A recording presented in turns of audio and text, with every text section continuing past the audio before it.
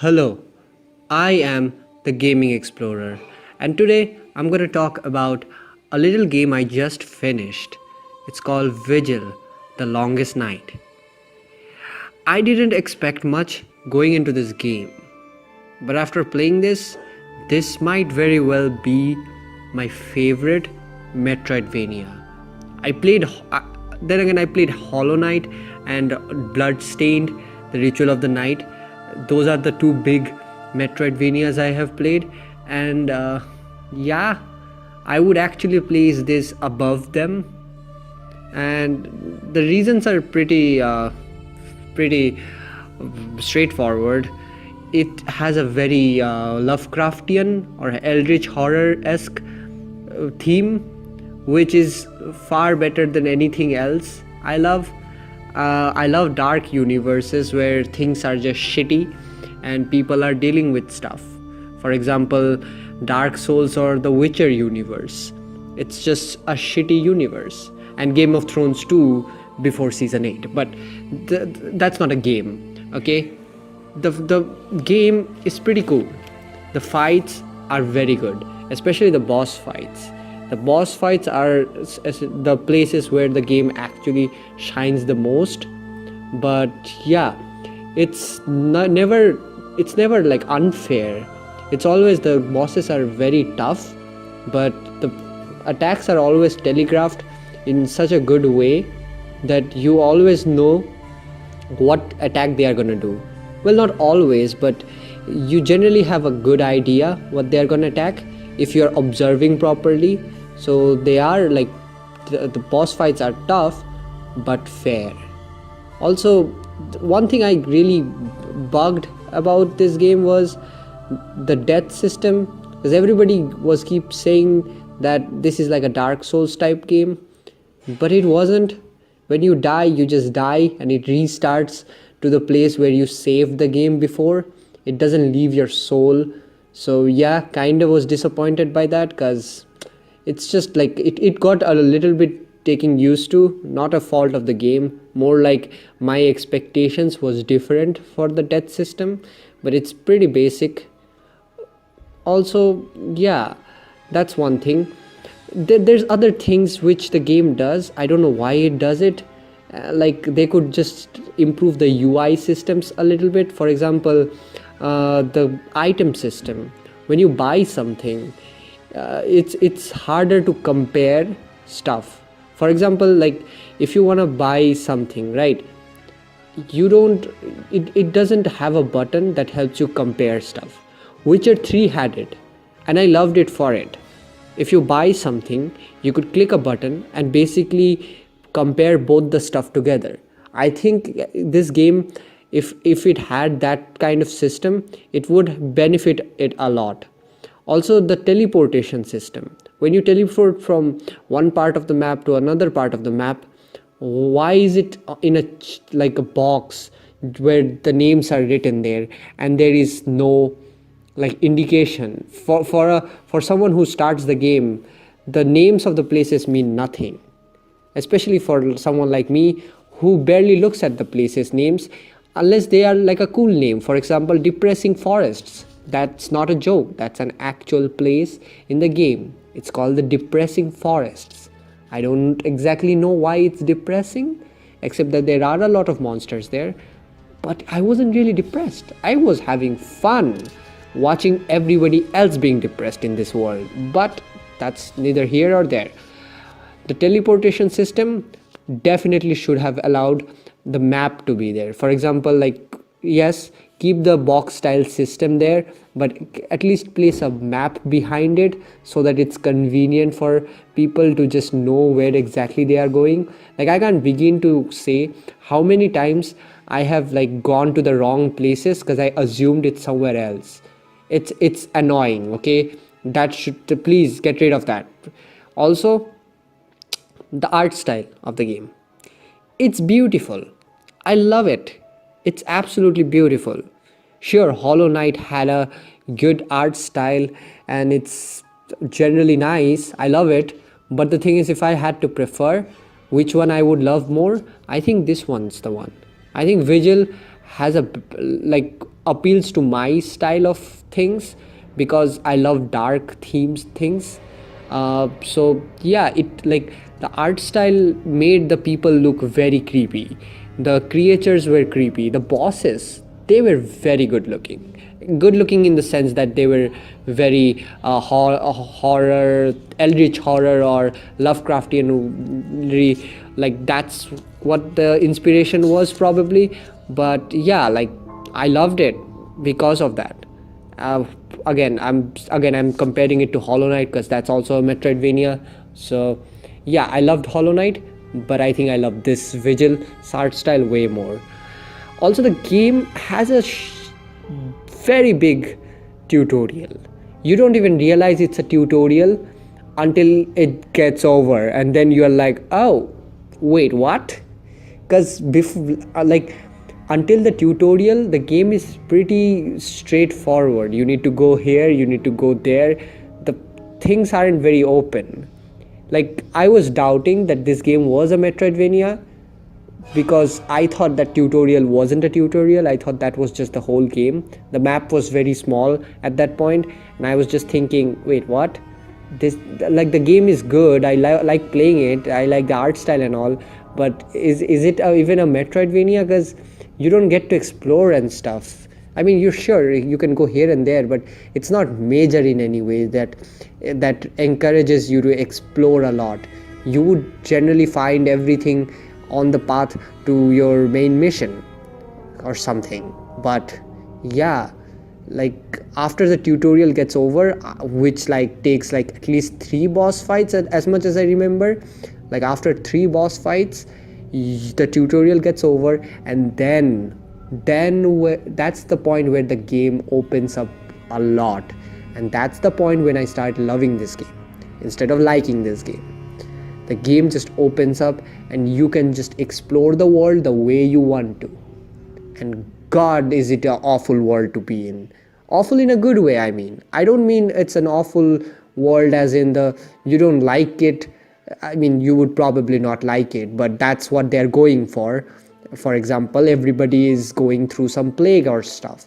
And I don't have to explain because, of course, I gave a spoiler warning at the start of the video. So I am assuming either you don't want to play the game, or you want to hear me say about the game, or you watched the game and you just want somebody to talk about the game. I don't know. It's not a review video, but either way, I'm just talking. I'm just mad balling, man. Either way, when the game opens up, that's beautiful. Love it. Like, the game really opens up. The side missions, side quests and stuff, most of them were pretty good. Actually, all of them was pretty good. I don't think I disliked some side missions. The side missions were pretty good. I genuinely wanted to complete a lot of side missions before the main missions, which rarely happens because most of the times when I play a game, I want to finish it as fast as possible. I know that sucks, but sometimes I forget that I need to enjoy a game, and I look at it as if like it's a list of checklist or something, and I'm trying to tick every box. Okay, like I have to complete the mission and all the missions and go to the next game. I would not, like, I love exploring, but the thing is I wouldn't explore if the game doesn't encourage me to explore. For example, Hollow Knight. Now that's a game that encourages you to explore. So is Vigil. It encourages you to explore. I don't exactly remember if Bloodstained encouraged me to explore, because the game design had a very straightforward map.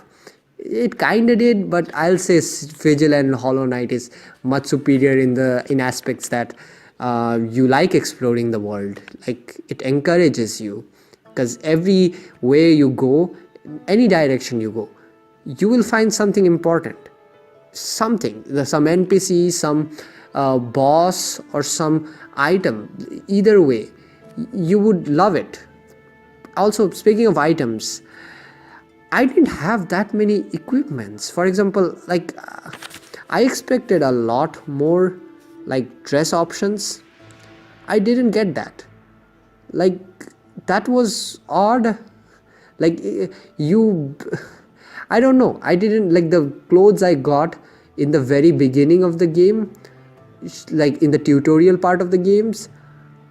I had most of them on me at the last battle, which is weird. I didn't change much. Sure, I changed into bondage gloves and bondage boots and stuff, which is already a weird statement to say, but most of them I didn't change. I completed the game with a fire axe and an ice bow, and I love it for it. Enchanting your weapons was good. I didn't bother like exploring the like dual blades skill tree. I tried to explore the sword skill tree a little bit at the start because that's the weapon you're given at the start, but I didn't bother. I couldn't care less. When I got the axe, I knew exactly that's what I would like. Actually, that wasn't an axe. What was that? The skill tree's name was axe, but it was something else. It was like a halberd or something, that one of those blades. I loved it. It had bleeding effect, and that was good. And then later I got an axe, sorry, a hammer, fire, and then I enchanted it into a fire hammer, so whenever I hit people with it, they were burning. I was literally roasting people with my hammer. And then I had a bow which I got from two brothers, I think, and those brothers gave me that bow, and that bow I enchanted it with ice, so I could hold people off by shooting them with ice arrows, and it was good. It was freaking good.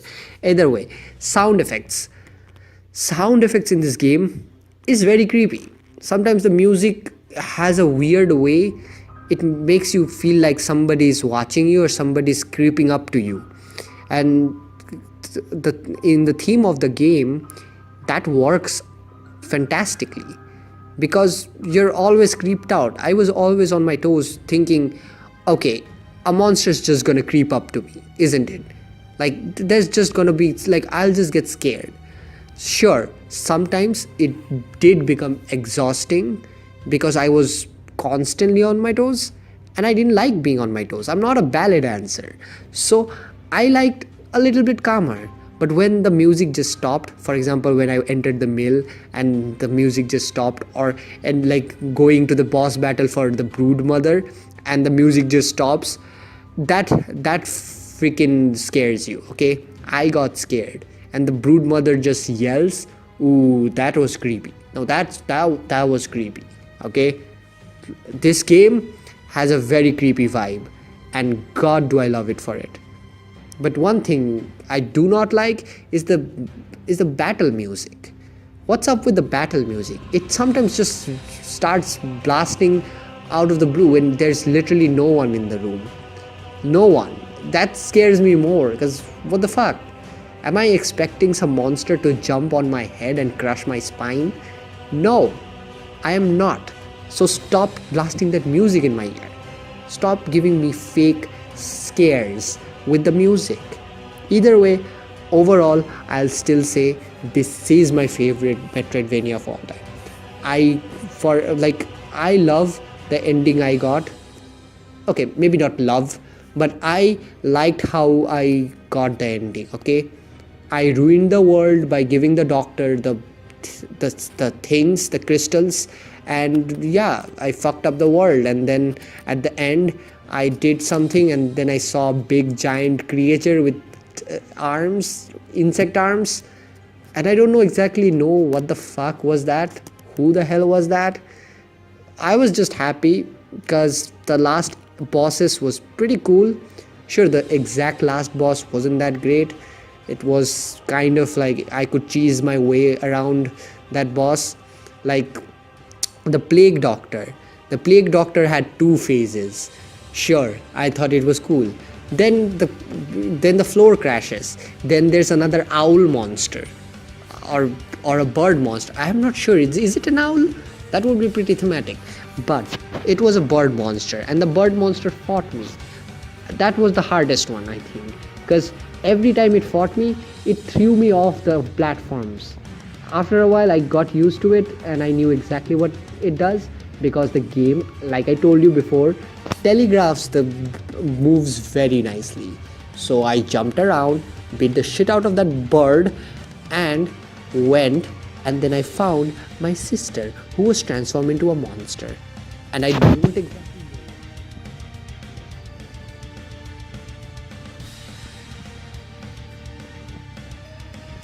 being experimented and was being maybe she was like trying to be made into the goddess, but what I saw was a monster, and I beat the shit out of that monster. Wasn't the best boss fight ever. The previous boss fight was much better than the last one, but I was just happy with all the things the game had to offer.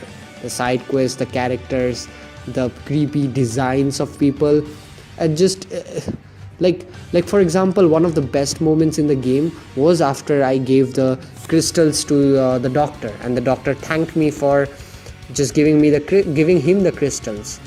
And then the game just rolls credits. I was like, what? Wait, what? Was that the wrong decision? Probably was. And then I start the game again. I load the file again, and then I see the entire place is red. Oh, awesome! I fucked the world. Nice. And then the woman just says me that everybody in the asylum, I think, was turned into monsters, and I was like, oh, cool. That's probably because I fucked it up. I went outside, met with Hilda, I think that was his, I don't exactly know. Hilda told me that, fuck you, I thought you were smart enough, but you are definitely dumb, and I am dumb for trusting you, so you're on your own, buddy. I'm out. Bye. And then he went away, and then I was just left in this world watching everybody destroyed. Everybody was miserable. And God, did I love that. Sure, that was like, I wouldn't love to be there in reality, but in fiction I do love dark things. Okay, eldritch horror, hell yeah. Lovecraftian, hell yeah. Something like the Game of Thrones or Witcher 3, where people are fucked up, or just fucked up things happen to people. I don't know, for some reason it gives me peace. Okay, sue me. Either way, if you are a fan of this kind of thing, play this game. I assume you played this game. I just want to talk about this game, to be fair. For some reason, if you are watching me talk about this game, hearing me talk about this game, and now you want to play it, do play it. God, it's good. It's really good. If you love this kind of eldritch horror-esque games, yes, this is definitely a good one. Definitely play it. And yes, for some reason people compare it to Salt and Sanctuary, and I didn't play that game, so I think if this game is being compared to that, I think I probably should play that next to figure out why the fuck. And yeah, that's pretty much it, all I had to say about the game. This video was not necessarily to convince people, I guess, to play this game, or even a review of the game. It was kind of a mix between both. I don't know why exactly. I think I just wanted to talk about this game, and I think I'll do this same format with every other game I complete. I'll just talk about the game, because I forget.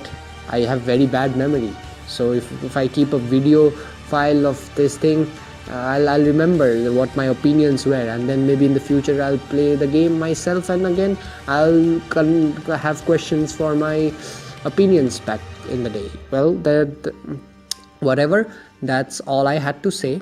If I have to say more, I will make another video, but for now, that was my thoughts on Vigil, the Longest Night. And now I am going to end the video, so bye.